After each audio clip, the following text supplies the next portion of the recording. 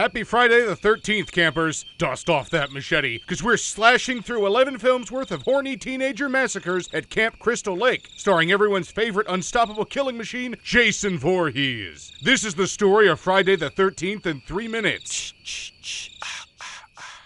Let's begin. In 1957, distracted camp counselors allow a young boy to drown. The following summer, an unsolved double murder shuts down Camp Crystal Lake. 21 years later, a crew of short rocking counselors prepare to open the camp despite an ominous warning from local drunk crazy Ralph. Turns out Ralph isn't so crazy, as counselors rapidly go missing. Ms. Voorhees, driven mad by her son's drowning, reveals herself as the killer before final girl Alice decapitates her. Alice takes refuge in a canoe where Jason pulls her into the lake. Or does he? Jason, who is somehow not only alive but suddenly a grown-ass man, shows up to finish what his mama started. 5 years later, more stupid teenagers attempt to establish a new camp right next to the abandoned Camp Crystal Lake. Good idea, guys. Their presence triggers Jason, sparking the first of many murderous rampages. Ginny, part 2's final girl, stumbles upon Jason's shrine and stabs him with a machete, leaving him to die. But Jason doesn't die. He hides out in a barn, killing anyone who comes near, eventually emerging with a fresh look. Final girl number 3, Chris, ends Jason's reign of terror with an axe to the head before becoming hysterical and being escorted away by the police. Jason is totally dead this time, except he obviously isn't. Jason returns to Crystal Lake to up the franchise body count on a group of weekenders who thought partying at the deadliest lake in history would be fun. Meanwhile, next door, Trish, Jarvis, and little brother Tommy meet a camper who seeks revenge on Jason for killing his sister in part 2. The camper dies along with everyone else, leaving Trish and Tommy alone against Jason. Sweet, innocent Tommy bashes Jason's skull in with a machete, seemingly stopping Jason once and for all. Years after killing Jason, Tommy is still haunted by his memory. Tommy moves into a halfway house under psychiatric supervision. A killer using Jason's MO starts picking off patients at the facility. Tommy faces his fear and stops the killer, revealing that it was not Jason, but a copycat all along. Tommy dons the hockey mask and a kitchen knife, but that never really goes anywhere. After being released from another mental institution, Tommy visits Jason's grave to destroy the body and prevent any possible resurrection. But his plan backfires and he inadvertently brings Jason back to life. Jason slaughters a few counselors before Tommy chains him to a boulder and drops him in the lake. Wrought with guilt over her father's accidental drowning, a young woman attempts to use her telekinetic powers to resurrect her pops, but resurrects Jason instead. Jason ruins a birthday party before Tina gets her shit together and summons her dead dad's spirit to return Jason to the bottom of the lake. A year later, an underwater electrical cable shocks Jason back to life. He hitches a ride on a party cruise to Manhattan, butchering most of the graduating class of 1989 along the way. Jason arrives in the Big Apple, but before he can even unpack, he's trapped in a sewer where he's disintegrated by a wave of toxic sludge. A few years later, Jason inexplicably rises from the grave, shocking, I know, and returns to his roots killing naked folks at Camp Crystal Lake. A routine murder turns out to be a sting by the FBI, and they blow Jason to hell. Without a body, Jason possesses unsuspecting bystanders in search of his long-lost relatives. Manifested as a worm demon thing, Jason slithers into his sister's body and is reborn yet again, only to be stabbed to death by his own niece with a mystical dagger. Finally defeated, a familiar foe drags Jason to hell, setting up the ultimate clash of slasher icons. But first, flash forward to the year 2455. Jason goes where only Leprechaun has gone before. A group of students from Earth 2 reanimate Jason from his cryogenic state on their spaceship. Jason goes full cyborg and introduces the future to old school horror. Jason is blasted into space, burning up in Earth 2's atmosphere. Okay, back to the sequel people actually wanted. Infamous nightmare Freddy Krueger revives Jason to stir up enough fear so that the residents of Springwood will remember him. But Jason, being an unstoppable killing machine, can't stop killing, which is a problem for Freddy, who also has a body count to worry about. A battle ensues, and a whole bunch of teenagers die. The big guy seemingly comes out on top, but nobody knows better than Jason how hard it can be to kill an undead super slasher once and for all. And that's the story of Friday the 13th in 3 minutes. And no,